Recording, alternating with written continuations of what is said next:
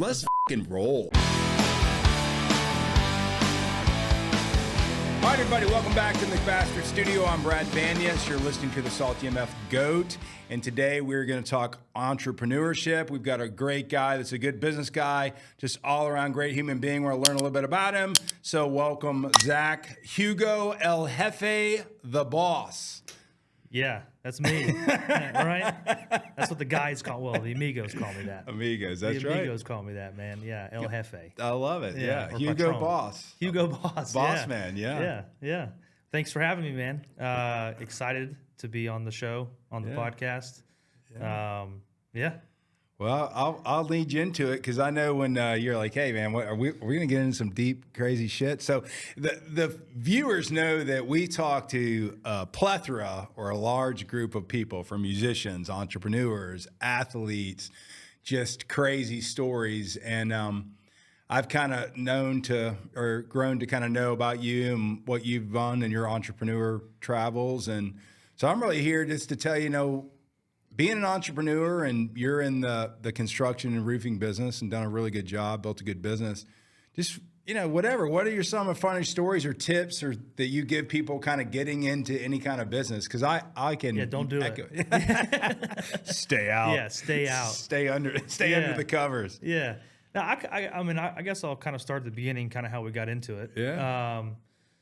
2017, my now ex-wife, she got fired from her job, and she had a good job and benefits and making good money, and I was doing outdoor lighting, so architectural lighting on homes and stuff, and she got fired, and we had one baby on the way, and we lost, I don't know, $70,000 in salary and benefits and health stuff, and it was kind of like, all right, well, either, lose the house or whatever it is, or go do something. Yeah. And so I chose to go do something, and got on with sales at a company, knocking doors, selling roofs. And that company screwed me out of some commissions. And I met my now business partner there, which is thankful for that. Yeah. And I went to him and was like, hey, man, I'm not doing this shit anymore. I can't do it. Like, I sold this and I was going to get paid this, but then that was too much. So you'd be okay with this. And I was like, no, I'm not okay with that. And go back on the contract. Yeah. Happens all the time, kids. In this industry too, it's Absolutely. fucking wild, man. People, I guess they think they have leverage over people or something. Yeah. And so I went to him. I was like, hey, look, I'm starting my own thing. I don't want to do it by myself. I suck at production. I don't want to have anything to do with back end stuff. It's not what I'm good at. I want to sell and not have to worry about anything. And he was like, all right, let's go. Yeah. So we started that company in February of 2018, which is Universal Roofing. And we did, $3.5 million our first year. That's and we awesome. did 25 last year. That's awesome. In our 6th year. So it's worked out. Yeah. It's worked out really well. I remember the old boss told my business partner, he's like, you're going to regret this. Yeah. If you leave, you're going to regret this. And here we are. I didn't regret it. Yeah, if I had 2 more of them, I'd put them up too. Yeah, it was great, man. But I think so. When we started the business, we started with the fact that one, culture is going to be everything, right? And so money's a byproduct of kind of what we do, right? We do roofing. Okay, well, we do roofing. You know what I mean? But my business partner says it every day. If we make more money selling sod, we'd sell sod. It's the same thing. It's not a secret sauce, and so really we got into it and we said, culture matters. We're going to take care of our guys. We're never going to fuck them on commission. We pay everybody every Friday, the crews, the sales guys, the people in the office, and we've never missed a payroll. Well, me and him have missed payrolls. Yeah. But that's the other thing about being an owner. Yeah, you get paid last. Yeah, absolutely. We've missed payroll, but our guys have never missed payroll. Everything we do is transparent, so the guys can go add up their commissions themselves, because everybody's 100% commission from a sales guy standpoint. And so transparency and culture was kind of how we started it. And I think that's why we've grown. I think that's why our top guys have stayed. Is because, roofing is a savage world too, man. It's very, very highly competitive. Highly competitive, but then on the other side too, every single owner wants the next easy fix, and the next easy fix is a good sales guy. Right? So it's I'll give you half my company if you come here. I'll give you a $50,000 bill. I'll buy you a new truck. like for the amount of times I've heard that being offered to a sales guy that's at our company, it's fucking happens 10 times a year. Yeah. And they don't leave. They don't leave because a lot of them have been at other places. Yeah. And experienced what it's like at another place, and then experienced this. I say this, like not me, but like our company and our culture and what we provide and how we take care of them and how we kind of like the sales guy is the number one thing in our company. And, you know, on the back end, I know production probably fucking hates it half the time, but we bend to their will a lot. It's different, man. It's a harder. I mean, I grew up in sales. We're still selling right now, believe it or not. But it's a different thing when you've got to deal with all these variables and you don't have all the facts. Sometimes as a sales guy out there, you don't have all the measurements. You don't have 100% of the facts. And we love to overpromise. Yeah, that's your nature, though. You want, and I think people give people in sales a bad thing. And I've been around sales my whole life in all kinds of different industries. And the reality of it is that someone's trying to be helpful to you. I always tell people, yes is always the answer until like someone can prove that we can't do it. Yeah. And that bothers Production. a lot of people in production. But the reality of it is, like my dad always say, hey, look, with enough time and money, you can do anything with software. It's the same thing. Yeah. With enough time and money, you can do anything in any industry you're in. Yes. So lighten up on the sales guys. And also, too, if there were no sales, there would be no production. Absolutely. And so, you know, it's always kind of like a constant battle. But it's like sales is thankful for production because without production, we can't get our shit done. Right. Can't get roofs built. You know, customer service sucks. Pickup sucks. Drop off sucks. The yard's dirty. Whatever it is. Right. Right. And then production legitimately can't do anything without sales because there's nothing to fucking produce. Absolutely. So, but it's funny because it's always a constant battle and it's always like a constant reminder of like, oh fuck, I need you. All right, fine, we'll do it. Or you know, but I mean, it's true in life too. I mean, it's almost like it's any type of relationship, right? A friendship, a marriage, business, or whatever. I mean, everybody has to give, and you are weaker. You're stronger as a whole and weaker if there's pieces that are limping or not there or whatever it may be. So reality in life, regardless of what industry you're in, everybody stop bitching and just figure out how to solve the problem. man, Is that okay? yes, Can holy I say shit, that? man, how much better would this earth be if that was the case? Yeah. If everybody had that mindset, it's just there's too much bitching going on. Absolutely. Too much bitching going And I on. mean, sometimes shit happens. You know, Yeah, that's- okay, and you know what I mean? Like, so what are you gonna do now? Yeah. Well, Like- the delivery truck broke down, the whatever, it rained, the lightning hit the whatever. Okay, well, there ain't nothing you can fucking do about that. You can't control it. So relax, explain the situation. This guy goes, okay, that's logical, that's realistic. Get to it when you can. And most people, and I tell this to my sales guys all the time because it goes into door knocking and whatever, if you educate and do whatever, but most people are reasonable. Like I'd say 95% of people are reasonable if you talk to them and explain it well enough. And then 5% of people are just fucking dumb. Yeah. And there's nothing you can do about it. That's true. There's more. nothing. You're pretty. It's you're maybe pretty, higher than 5%. You're pretty lenient. Yeah, I mean, yeah. I'm a good sales guy. You're So selling. yeah, you know. Don't bullshit the bullshitters. 5% low. Okay, maybe half. But there's some things you just can't do anything about. Yeah. You know, and there's no amount of explaining and there's no amount of a fixing that's going to fix the situation or sell that person on anything. And it's just like, you know what? Just let them be dumb. Yeah. There's nothing you can do about it. Well, and I think the biggest thing is the biggest danger in not just life, since we're broader than just life or business, but is when groups of people start, and we do this in society, we pit, well, we're better at this, or we're better here, or those guys. It's almost like creating an enemy when you're cutting off your own hand. Yeah. And that's like, and I see that in business all the time, where you've got a business that has really strong assets in something, and there's always something trying to undermine that for absolutely no reason. Like yet no dumbass, you're cutting off the hand that feeds you. Yeah. Right. You're cutting it off. But that's just my societal input. Whether you like it or not, I mean, that's it's just accurate. Whatever. Whatever. You like it, great. If you don't, fuck off. Whatever. It's accurate for sure.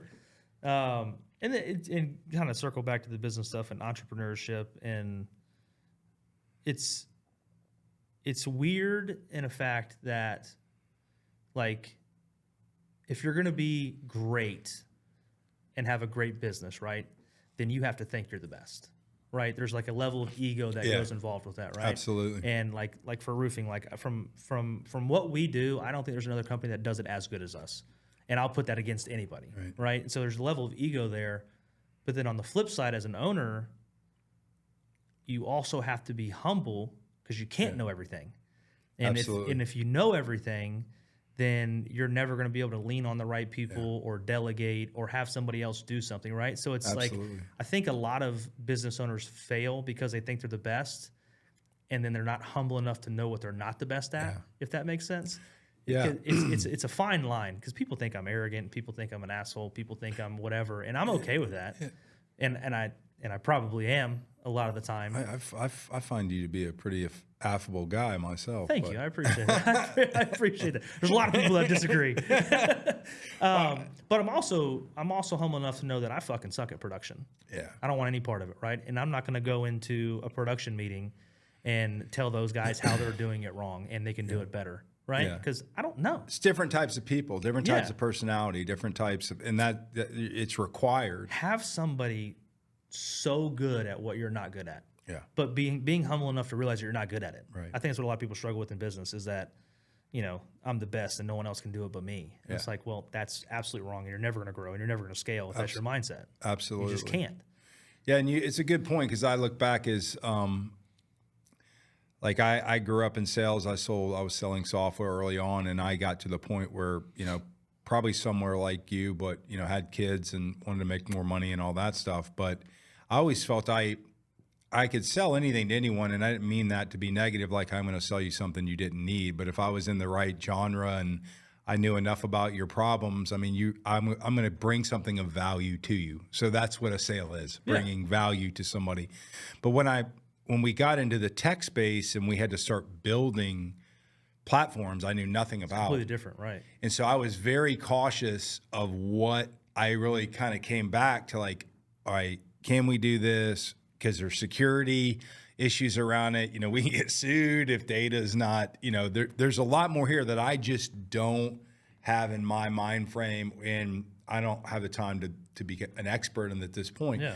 And if you can make it work, I can sell it. Yeah, to your point. But when you bring an idea, and it's your idea, and then you have to figure out all the pieces to what it takes to deliver that idea, you take, I guess, a back step on that. I'm just going to go sell everything, because now as the owner, you have to, that whole process is yours. Not, I got the win, but now I got the customer satisfaction. I got can I deliver it? Is the quality there? Can I ensure it? Can all this stuff? And I think, just like you said, that's when you start to grow and you actually really become a real business. Yeah, a company. Yeah. Because you're not worried about this like selling shit anymore. Yeah. I mean, and there's 10,000 roofing companies in Georgia. I mean, they're everywhere. And every good sales guy, wants to start a roofing company, which is fine. I mean, like if you can do it and you really believe in yourself and you can do it and get out there, and that's fine. 95% of them fail, right? But it's because there's much more to it than just selling a roof. Yeah, you become, and I hate manager because I'm, over the years, we've been in business 30 years on different types of businesses, and I am a terrible manager. Yeah.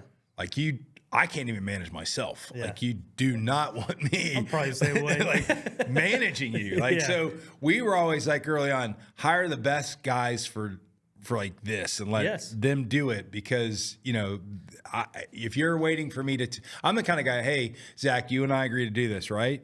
Yeah. Okay. You got it, right? Yeah, I got it. You got it, right, Brad? Yeah, I got it. And I'm going to leave. Yeah. And then whatever time we said to do that, I'm going to say, hey, Zach, did you do that? Yeah. Yeah. And if you're like, oh, well, you didn't tell, I'm like, oh, that's it. I'm done. I'm not doing any work with you anymore because I don't want to manage you. So. Yeah. And I'm very similar. Like I'm a big idea guy. Yeah. You know what I mean? And I can have like great ideas. Like 1,000 a minute? Yeah, shit, yeah. It's low side. But the implementation of it, right, I know is not my strong suit, right?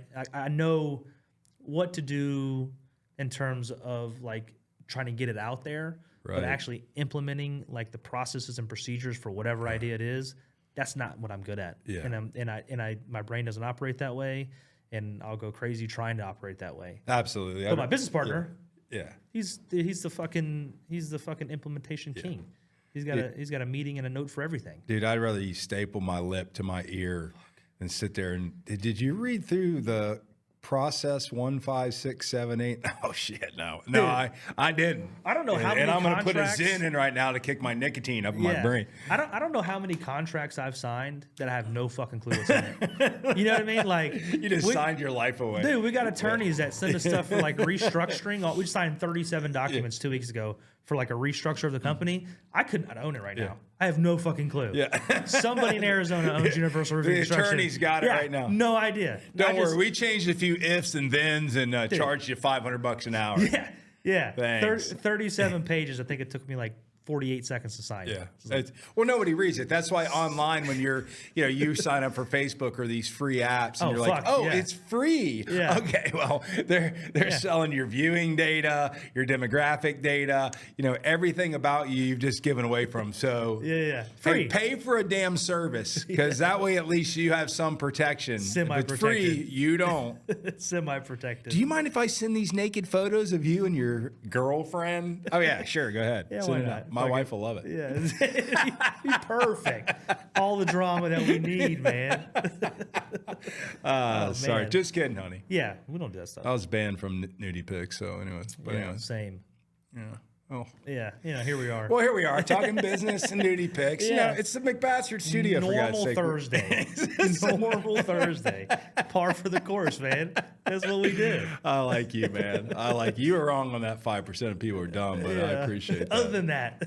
Yeah. So you've got on a good note, I'll pull out of the gutter. So you've got 4 kids. You're coaching them right now, right? You do some coaching. Yeah. So I'm actually divorced in 21, 22, and married, and we have 6 kids. 6 kids. Yeah. So she had 3 from a previous marriage. I had 2 from my previous marriage, and then we have a baby. Wow, that's 22 month old. So yeah, we are, and every single one of them does something. Yeah. And I don't mean like crocheting. Like from what age? So 16, 14, 9, 7, 5, almost 2. So you've got some kids that are, they're We teenagers. fucking started over, man. Holy shit. Yeah. Wow. Yeah. And so the 16-year-old plays high school soccer. That's awesome. The 14-year-old plays middle school soccer. The 9-year-old plays travel soccer. The 7-year-old plays travel soccer. The 5-year-old just started soccer, and the 2-year-old's a fucking hellion. Yeah. I love her to death. She's incredible, but she is me. So they're all girls. No, so the 16 and the 5-year-old are boys. Oh, okay. My Yeah, and then the 14-year-old's a girl, and then 9, 7, and 2 are girls. I tell you though, I had a lot of fun coaching. I coached for 22 years. I had a ton of fun. I missed kind of some of those days, and then I got a great story for you. Yeah, tell me. Tell me. I've got. Well, I think I know what you're going to go into, but I'm ready for it. Let's go, man. So this is great, man. So I coach my girls in rec league soccer. They're doing travel now, which is above my pay grade. I don't know shit about soccer. Never played soccer. Played college football. Played high school basketball. Played baseball when I was little. Never. Yes. My dad, soccer's a communist sport. You're not playing that. Football. Yeah, football. Yeah, we're not doing that. Don't know anything about soccer. But I love being around it. And I say being around it. I love being around it because my kids love it. Yeah. But I was a rec league coach. And last April, I've never been in trouble my entire life. Never been to jail. Yeah. Never been in a real fight. Yeah. You know what I mean? I'm a pretty risk adverse human being. I'm all right, that's a bad idea. I'm just not gonna do it. You know what I mean? I'm pretty good about keeping stuff away. I've been in trouble once in my life, and it was at a 10U girl soccer game.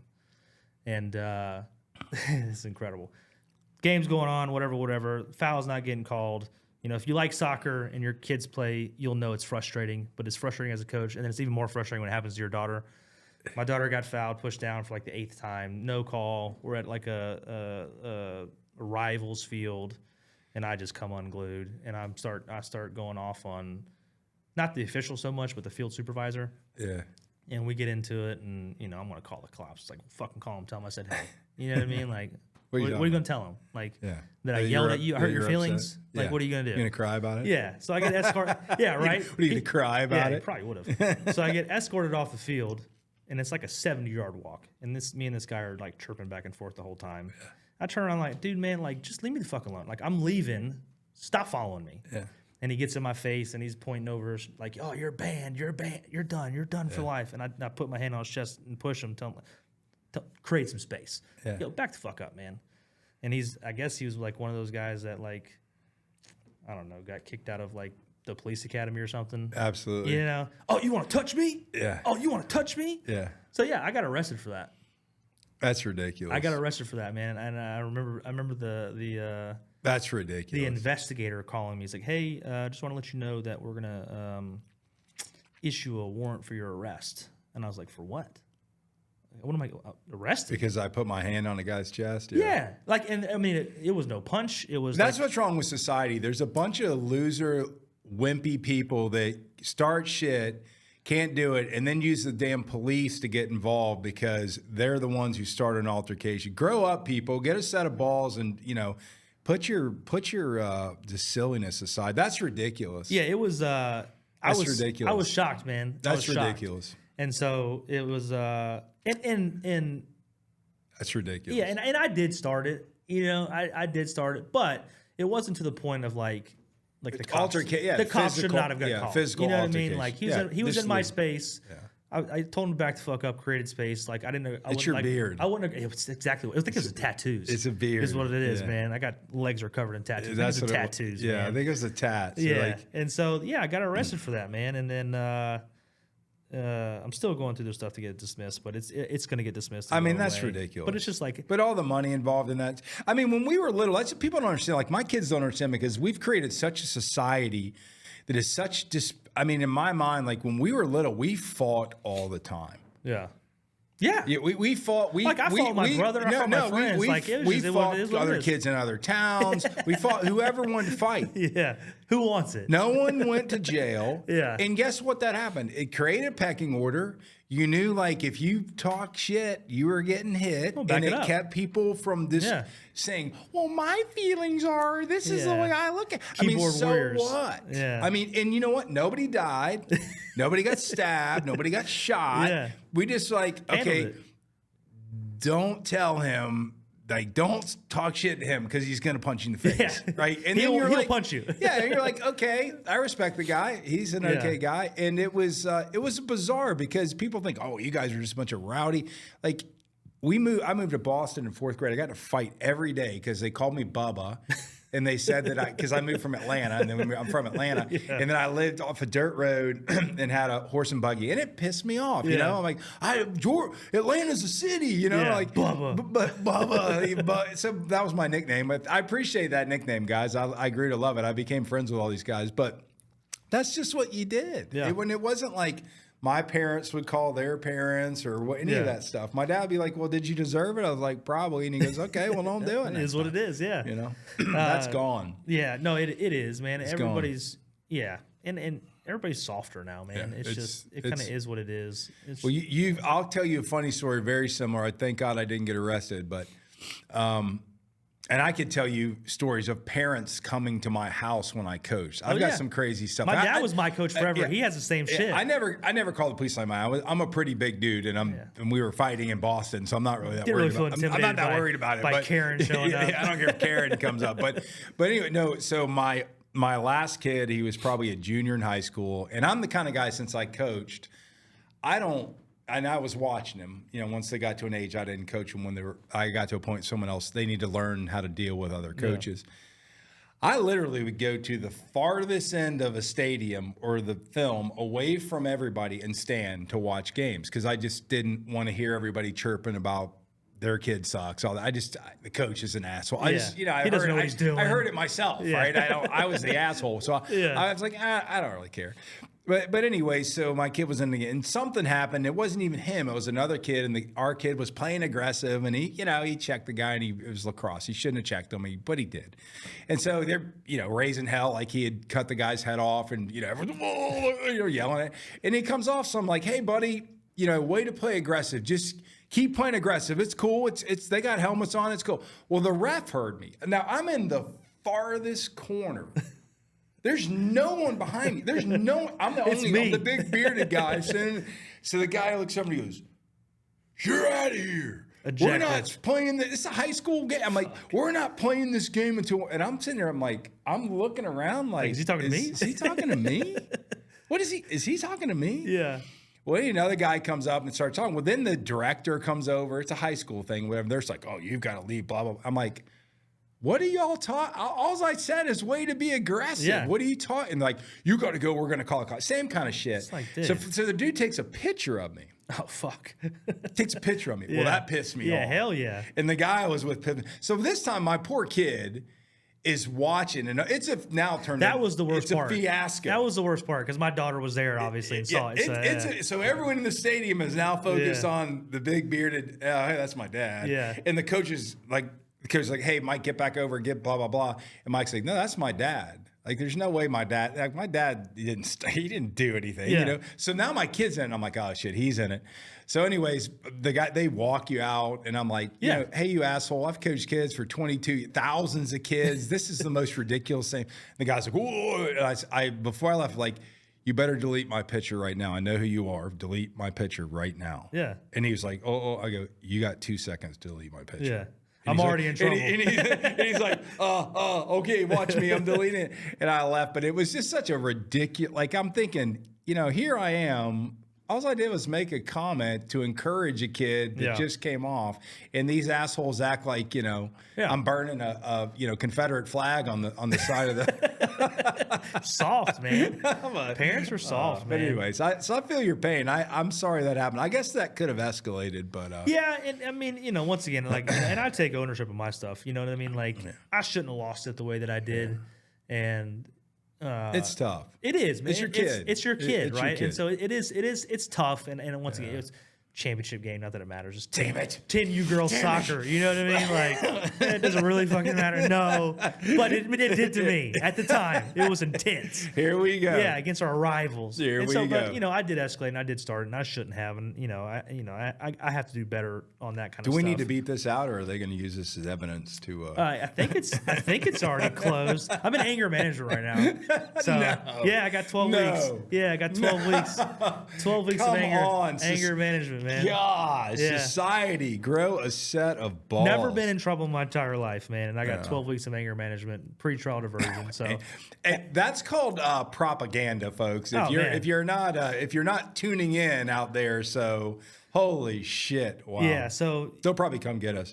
Here we are. We're at 190. We're in the McBastard studio. Come holler at me. Holler. Pull up. That's what they say. Yeah, pull up. But so funny twist to that is that's ridiculous. We have our absolutely ridiculous. We have our annual retreat every year. We pick a different place to go to, and this year was in the Dominican Republic, and we had 35 people there, maybe, I think is what it was. And we always do a group dinner, right? And so the first night, we always do a group dinner and everybody comes out and we just kind of like go over our successes for the year and, you know, the numbers that we hit. And then we get into like planning and stuff like that the next days.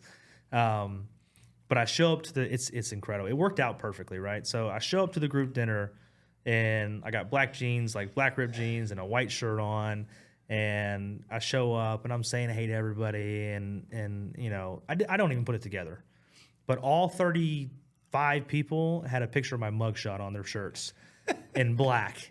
And so I'm at dinner in Punta Cana at a resort and there's 35 people with T-shirts with my mugshot on it, which I thought was incredible. Everybody was worried I was going to get mad or be upset or whatever. I'm like, no, man. I mean, I own it, and it's a 10U girl soccer. You know what I mean? Like, well, I have to be honest with you, since you know, it's you got one of those shirts? I don't have the shirt, but Kenneth, your partner there. They were going to bring me a shirt. Oh, beautiful. For today? Yeah. Oh, fuck you guys. And that would have been even better. Yeah. And I was going to wear it, but I was like, you know, I don't know I didn't know the whole story. I'm like, you know, I don't know, man. I don't want to. I'm an easygoing guy. I'll wear it on my next podcast. Perfect. And I'm an easygoing guy. It was my fuck up. You know what I mean? It was like it's not okay, brother. Let it go. It is what it is. You know. To me, you got more cred. The fact that you're in anger management. Dude. it's in the anger management class. I probably can't talk about that. I feel pretty, dude, that shit so is pretty. wild. Have you ever seen Anger Management? Oh, the movie. Yeah. You and I are gonna sing I Feel Pretty after this. We'll do it together, man. I love that. But the shit that you hear in those classes, and then they get to you and like, what'd you do? It's I got into an altercation, 10-year-girl soccer game. It's like, oh, you pussy. There's people there for like kidnapping and shit. Like, what the fuck? He stabs me, shank him. Oh man, I pushed a guy. Allegedly, allegedly, yeah. Dude, I was a celebrity at the resort though. Oh, I bet. I don't know how many people came up to me. It's like, dude, you're the guy on the shirt. Feel good to be a gangster. Yeah, baby. and I was like, yeah, it's me. He's like, what you do? I was like, man, I got caught with 14 kilos of cocaine. Like, for real? I'm like, no, it's a 10-year-girl soccer game. But it was. I mean, it was. What fun. are you in for? I called some guy a bitch at a soccer game, and he obviously was a bitch. He called the cops. What a shame! Shame on you! Shame on you! You're less than a man. Shame on you. I hope you hear this. Sue me. Go for it. Yeah, not me. Give it a try. Not me. Not this guy. We're getting sued enough already, man. If they put me in anger management, I'm not even angry. I'm happy. So yeah, that's what I said. I'm like, I'm 99% of the time I'm pretty happy. But it is what it is. You live and you learn, right? Yeah, so I don't coach anymore. I don't think I can if I wanted to. Yeah. Technically, I think I'm banned for life from coaching. Oh shit! So, that's really sad though. I mean, it's funny because I have one daughter. I have 3 boys and 1 daughter, and she's the nicest human being in the world. And I will say that I did almost get in an altercation in a girls' basketball when girls she was are different, 12 man. or 13. It was the same thing. It was the same kind of deal. She's reached in, fouled a girl, was not like intentional, but the everyone's going nuts, right? And I literally wanted to just like, do horrible things. So that's the only time. It's really sad though, because there are a lot of good coaches. You want people to be energetic. You want them to be excited about it, And look, if you're playing football or I don't know about girls soccer, I don't know, but like it's an aggressive. There's aggressive things going on. You get your emotions up. It's not that big of a deal. Everyone just calm down, take a breath, and move on. Yeah, Yeah. I mean, I remember I called the rec department the next day and apologized. You know what I mean? Because I was like, look, that I lost my cool. I shouldn't have done that. That guy didn't deserve for me talking to him that way. He didn't do anything. He was literally just sitting there. And I was like, well, you're the guy in charge, right? All right, well, it's time to fucking unload. You know what I mean? Like, he didn't do shit. He wasn't even talking to me. It would have been I think society's first thing is to pull the police in. And I've just had so many things happen in my life that that's really, from an officer's perspective too.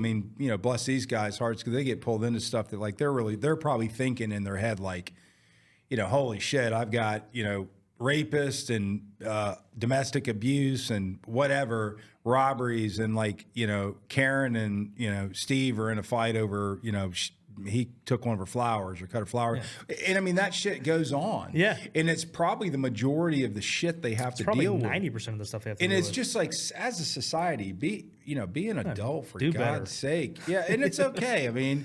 Just because Zach was an asshole for 1 minute. Well, it's longer than that. Well, look, hey, we're not going to incriminate you anymore. We're just going to say, hey, okay, we're letting this go. Yeah. We're letting it go. So, well, dude, that's awesome. I hope it doesn't taint you, because there's a lot of things that did happen, but the kids made it a lot. It was worth it. It was a good time. I love youth sports and them loving the game, man. It's just a great thing. I never understood when my dad came to all my stuff. My dad was my coach until 8th grade, until he couldn't be, right, and go to high school.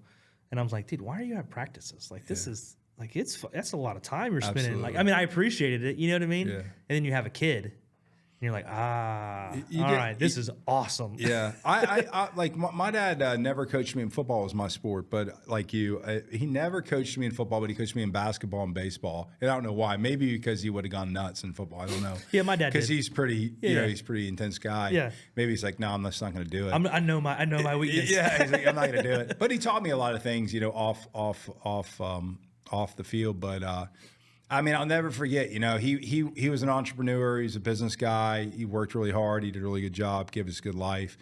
And I'll never forget. And it hit me. I was probably a senior in high school. Summer practices. It's hot as shit. Yeah, whatever. It's part. late at night. And I look over and he's in his suit. Yeah. And he's leaning on the fence. And like, even at that point, I was like, that guy's a good dad. It matters. He's a good dad. Yeah, that stuff matters, man. So. And it's, it was normal for me, but then you like get into coaching and then you got to pick up kids because their parents don't want to be there or can't be there or whatever it is. And it's like, man, how fortunate was I? Absolutely. That my dad was my coach. And then even when he wasn't, like, I remember we had summer practice in Morehead State. I played college in Kentucky. We had summer practice in Kentucky, and he came up there and stayed for 2 weeks in a hotel for summer practice. Yeah. Like, you're a fucking nut job. Like, what? I appreciate it, but like this is summer practice. Like, what? But it's your kid, and it's you're proud of him, and it's something you can be. It was proud incredible. Of. Yeah. And he'd be proud. I mean, I don't know if your dad's around now, but like, he is. Yeah. Yeah. I mean, it's just you like to see your kids, no matter what it is, find something they like. Yes. Like we grew up athletic, but reality of it is, I always like, hey man, if you want to be a musician or you want to, I don't really give a shit. As long as you're passionate about something and you enjoy put effort to it, I don't care. You know, so that matters, man. Yeah.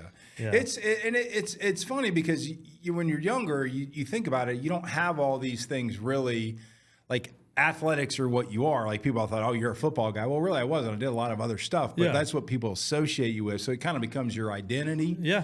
And I think that's why people put so much emphasis around it. Because your kid hadn't grown enough to be, oh, well, my kid, he's a nuclear physicist or whatever. Well, maybe one day he'll be. Yeah. But I don't know. Yeah, that identity thing is hard to reconcile after the fact too. So well, I'm glad that we could use this as an anger therapy session. I appreciate it. Yeah. I feel better. I feel so much better. This is better, man. You got to get it out. Oh, shit, man. Hey, we're just here in the McBastard studio helping mankind, get over their anger. So tune in. Yeah, tune in for the next guy that walked in his neighbor's grass. Yeah, you better watch the fuck out. That's right. Fucking 5-0 pulled up, threw him down. Yeah, your dog shit in my yard. For my neighbors, I'm sorry I got 2 dogs and they shit in their yard. I'm sorry. We were taught, dude, that the rain would take care of that when we were little.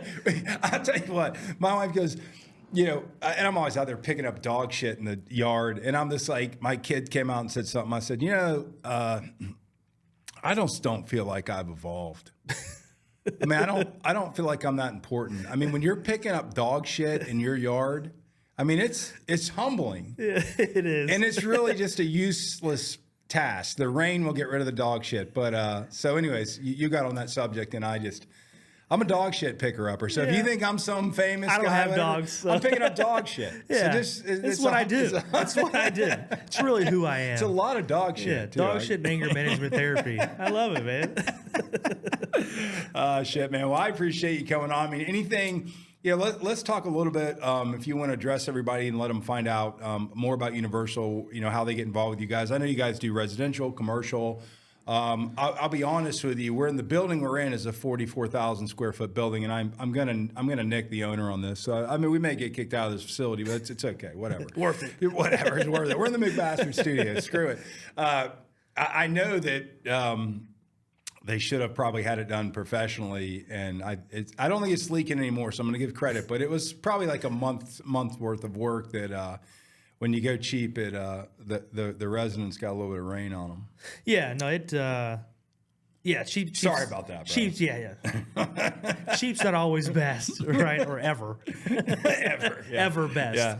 Hey, I got a cousin's cousin. He's not working today. Maybe we can get him over here and he can just figure out how to put a roof on a 44,000 square foot. Flex seal up there, man. Yeah, You'll be fine. Put some. They make boats out of that shit, man. I think you can take that. What was that whiteout shit we used to put on paper when you got over the ink? I think you get a big whiteout thing and up there and just roll it over the roof. Just dump it, see what happens. Yeah, whatever. Self levels. Whatever. So tell everyone about you guys. I know you're here. You guys are Nashville, Atlanta. I mean, you're not just in this area. You're kind of all over the place. So. Yeah. So Universal Roofing and Construction. We do residential and commercial. We are in Nashville, Montgomery, Savannah, Florida, Greenville. All residentially, and then for commercial, we've gone to Mississippi, Texas, Ohio, anywhere in the Southeast really, and then anywhere we do a lot of new construction for GCs. So anywhere where they need us, for the most part. We've done Amazons. We've done 7 Brew coffees, which is like 4 square feet. So we'll do anything. We've done 400,000 square foot distribution centers. We do coatings for flat roof stuff. Any kind of residential roof, slate, cedar, obviously asphalt shingles. Really any kind of roofing thing that you can think of from a residential or commercial standpoint, we can do. And like I said, nothing's too big, nothing's too small, and really anywhere in the Southeast. I love it. Yeah. That's Zach Hugo, folks. The man, the reformed man. Reformed. I'm sorry to laugh, dude. That was such bullshit. But I'm wearing your booked tee in my next show. So look for that next time when I have Zach's face on my chest. If you're, what the hell? Well, look, if you're tuning into us, we're about people, real conversation. Zach and I had never met, so it was kind of funny when we sat down. And I'm grateful that he came on. But, we are about people's stories, entrepreneurs, musicians, whatever it may be. So come sit down with us, talk with us. But you're always going to get some funny stories out of it. And hopefully you get some good value out of it. We've learned that, you need to be careful with what you do because 5-0 will get you. But anyways, that's all for today. Tune in next time. Let's go.